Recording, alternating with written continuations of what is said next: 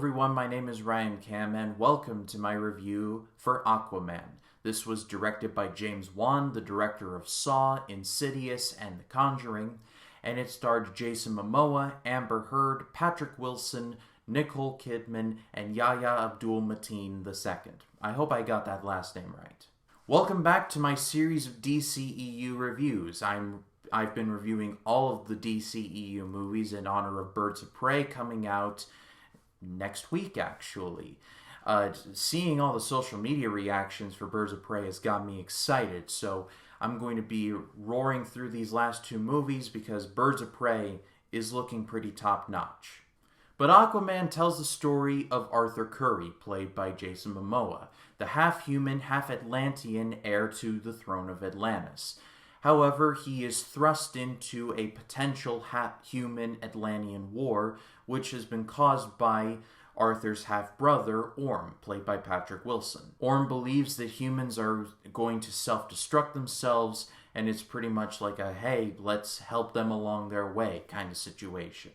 And Arthur must stop his brother's advances while holding off a vengeful assassin known as the Black Manta. After Justice League came out, DC pretty much lost all the goodwill that it had. Like, it was at zero, but then Justice League sent it, directly into the negatives. Nobody wanted to see these movies anymore. No one even wanted to even think about them. They just wanted to send the DCEU off into the sunset. But whether it was a case of them hitting rock bottom and having nowhere to go but up, or some other factor, 2018 and 2019 were massive recovery years for the DCEU. And Aquaman successfully brought the DCEU back to some form of life. The DCEU is still kicking, largely because of Aquaman. I loved this movie when I first saw it. I thought it was so much fun. And having rewatched it for this review, I can safely say that yes, this movie was just a blast to watch. At least watch again. I love Jason Momoa as Aquaman. Basically, James Wan took my problems with Justice League and he fixed them.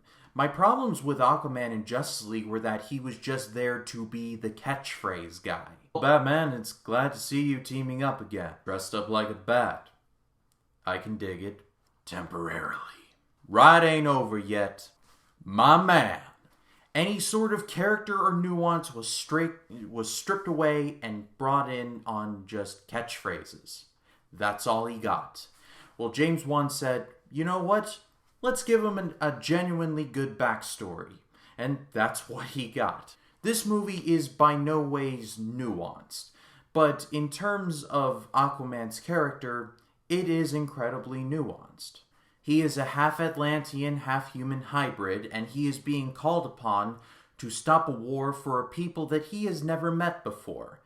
It reminded me a lot of Moses' arc in the animated movie The Prince of Egypt, where he is like, I used to govern these people, I used to oppress them, now I'm supposed to save them?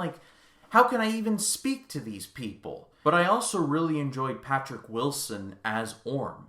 You kind of get a Ramses vibe, again, from The Prince of Egypt.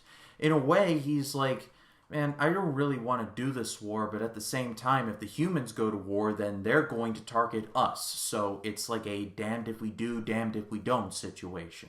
And while most of the acting in the movie is solid across the board, including Willem Dafoe, Nicole Kidman, and others, the best character outside of Jason Momoa and Patrick Wilson is Black Manta, played by Yahya Abdul-Mateen II. This dude was a straight badass, and I sincerely hope that they do bring him back in some form or fashion, because I would watch 10 movies with this version of Black Manta and not get bored. The fight in Italy between Aquaman and Black Manta was my favorite part of the movie, by a large margin. And that's a nice way to parlay into the other thing I liked about the movie, the action, because the action in this movie was just solid across the board. In some cases, it did get a little too experimental with the whole camera rolling at a dizzying pace, but everything was in frame and there was not an ounce of shaky cam to be found, so I largely have no complaints. While my personal favorite fight scene is the Italy fight, the best objective fight in the movie is the ending between Aquaman and Orb on that submarine. It looked like a battle straight out of Injustice Gods Among Us, and I mean that as a massive compliment. Visuals combined with the great camera work and the pulse-pounding score just made it outstanding. I guess if I had to have a problem with the movie on the whole, is that I guess I could have used a little substance, like something in like Man of Steel perhaps, but it's like a small gripe. It is there, but it's small. I am going to give Aquaman a grade rating. I was honestly surprised at how much I liked Aquaman on the rewatch, because this movie is really good. Minus the kind of ignorance of the rest of the DCEU, Aquaman was just outstanding. But that is all for me, guys. Thank you so much as always for watching. If you enjoyed this video, please be sure to leave a like, and if you saw Aquaman and have your thoughts, leave them in the comments section below.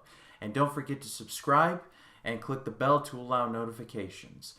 But I'll be concluding my DCEU series with my review of Shazam and then Birds of Prey. I look forward to that. Guys, thank you again. Thank you so much for watching. My name is Ryan Cam, and I'll see you in the next one.